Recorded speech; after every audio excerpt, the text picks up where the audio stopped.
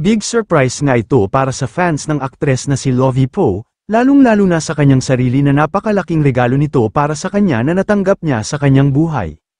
Ipinakita na niya kasi sa kanyang social media account at para na rin ibahagi sa publiko ang kanyang first baby nila ng kanyang asawa na si Monty Blancao.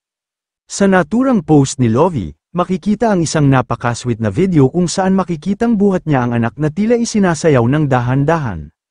Makikita ang saya sa mukha ni Lovie habang karga ang kanyang anak, na kahit hindi pa niya ipinapakita sa publiko ang itsura nito ay marami na agad ang nagsasabi na sobrang cute nito. Dahil, maganda si Lovie at napakagwapo rin ang asawa niya na isang foreigner.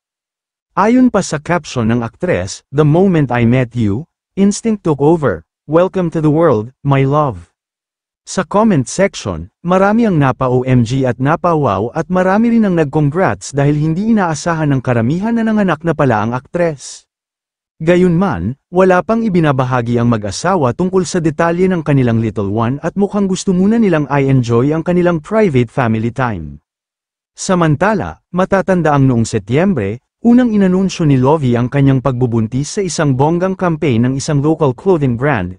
Bukod pa riyan, kamakailan lang ay nag-celebrate sina Lovie at Monty ng kanilang second wedding anniversary. Narito naman ang video kung gaano kasaya si Lovie Poe habang karga-karga at sinasayaw-sayaw ang kanyang first baby.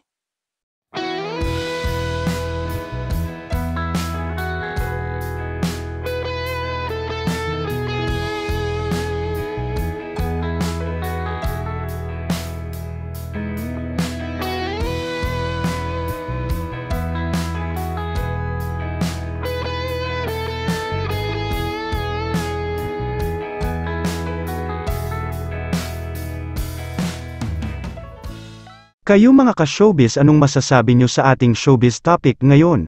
Kung may opinion kayo ay magkomento lang kayo sa aking comment section. At syempre kung bago pa lang kayo sa aking channel ay mag-subscribe na kayo para lagi kayong updated sa mga showbiz trends na ina-upload ko. Maraming salamat po.